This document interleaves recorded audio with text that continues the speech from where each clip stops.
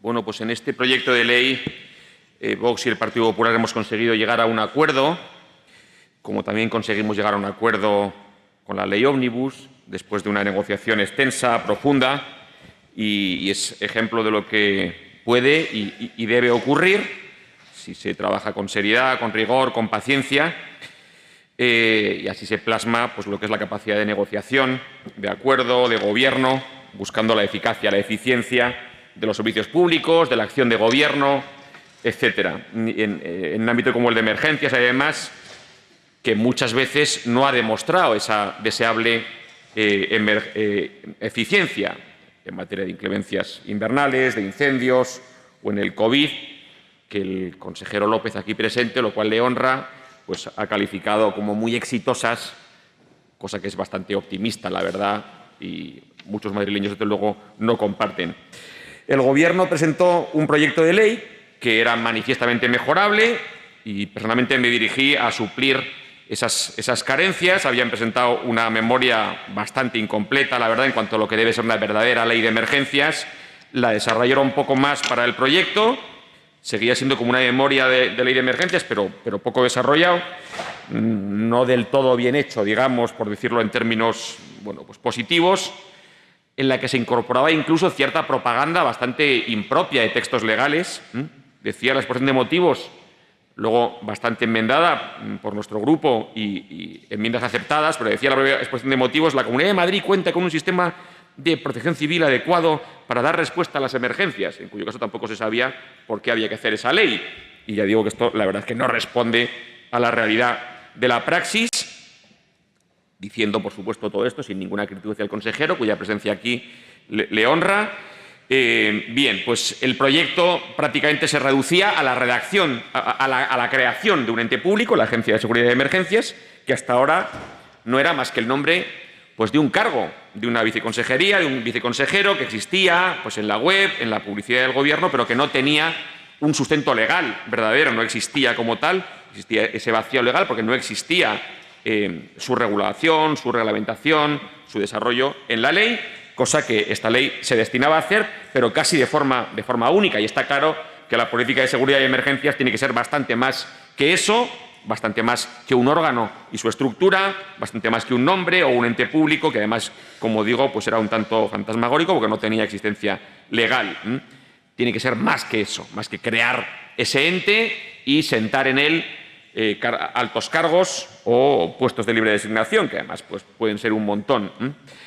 Por eso optamos por mejorar la ley, más que apoyar las enmiendas a la totalidad, optamos por mejorar la ley en su tramitación, reformulando el diseño legal, como luego veremos.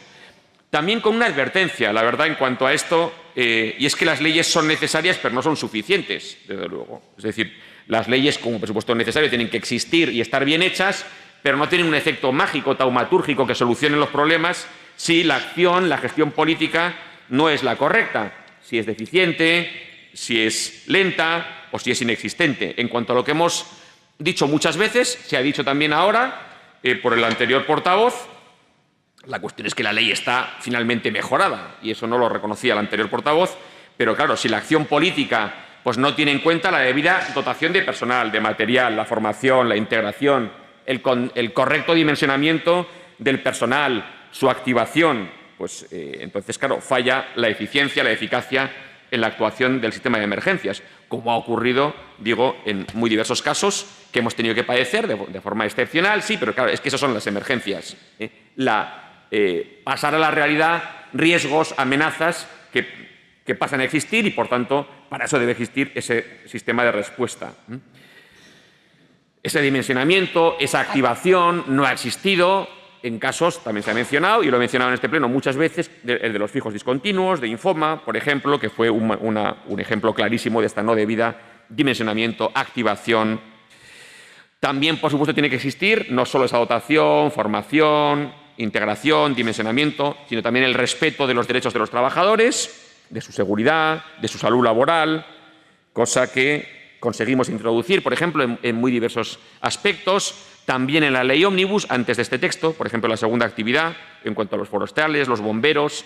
reclamación que ha sido durante mucho tiempo puesta sobre la mesa y que por fin hemos logrado incorporar en defensa de los derechos de esos trabajadores. Dicho eso, es decir, que tiene que existir una ley, pero también tiene que existir una correcta actuación, gestión política, administrativa, vamos con el diseño legal, porque desde luego que la ley debe estar bien diseñada. Era preciso discutir con rigor, en primer lugar, sobre el sistema de emergencias, cosa que no era plenamente inexistente en el proyecto de ley, disciplinar todo el ciclo de emergencias, de prevención, de planificación, de respuesta, de recuperación, con una gestión integral del riesgo, estableciendo un completo mapa de riesgos y amenazas, con sus indicadores, un catálogo de actividades, de medios, con integración, con coordinación, con eficacia, con flexibilidad. Todo eso no existía y se ha incorporado a la ley por enmiendas de nuestro grupo. A partir de ahí era necesario regular de modo integrado todo el sistema de emergencias, su naturaleza, su estructura, estableciendo todo un marco que integrara toda la actividad y toda la normativa dispersa existente en la regulación, tanto legal como reglamentaria, también con el debido encaje, por supuesto, en la Estrategia de Seguridad Nacional y en el Sistema Nacional de Protección Civil, cosa que también brillaba bastante por su ausencia, ese enfoque nacional, ese énfasis y la correcta integración y encaje. Y eso es lo que hemos aportado, lo que hemos mejorado, lo que hemos enmendado. Durante la tramitación también en ponencia pasamos largo rato, lo cual también es bastante simbólico de cómo estamos y cómo se actúa y cómo se regula y cómo se legisla a veces. Hemos pasado largo rato dedicados a discutir sobre el lenguaje inclusivo. Se iba a incorporar a la ley pues, lo que era un supuesto lenguaje inclusivo y como íbamos a aprobar esta ley, creí mejor, desde luego, mejorar, o no mejorar, sino solucionar toda una serie de contenidos de formas incorrectas claramente desde el punto de vista técnico-legal, desde el punto de vista lingüístico,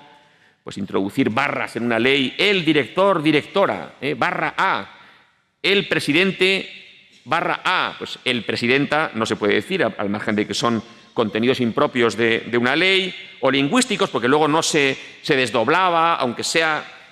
innecesario, ciudadanos y ciudadanas, pero luego no se hacía en todos los sitios, no se hacía con homogeneidad, no se hacía con exhaustividad. Y bueno, hemos conseguido que esto se lleve a cabo, gracias también al arduo trabajo del letrado y de la voluntad de acuerdo de los grupos. Hemos conseguido que esto al final se mejore en gran medida. Todavía quedan por ahí cosas que, como no son incorrectas lingüísticamente ni legalmente, pues hay veces que se cambia un masculino para poner otro masculino, lo cual debería ser igualmente horroroso. Y se suple el consejero por el titular de la consejería. El titular es también masculino. Mal. Mal si se quería hacer lo que se quería hacer. Pero en todo caso, como no es incorrecto legalmente ni lingüísticamente, pues alguno no dio tiempo. Nos pegamos la mitad del día discutiendo sobre el lenguaje más que sobre las emergencias, pero bueno, ha quedado solucionado, por lo menos en lo que era impropio de un texto legal y lo que era impropio lingüísticamente. Correcto diseño legal y correcta actuación y gestión política. Como digo, que desgraciadamente no ha existido bajo su mando, consejero, en todas las ocasiones, más bien en las ocasiones en que esto se ha presentado de forma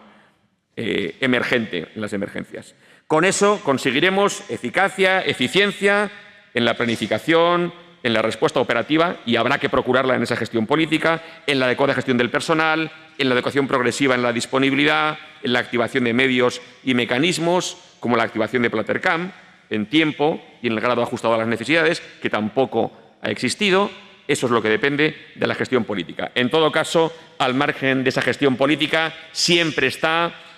el trabajo encomiable, admirable de todos los profesionales que integran el personal de emergencias, que trabaja con sacrificio, con esfuerzo, con mérito, y que hay que reconocer siempre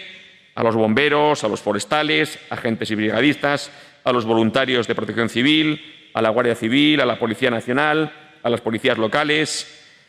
a la UME, al SAMUR, al SUMA.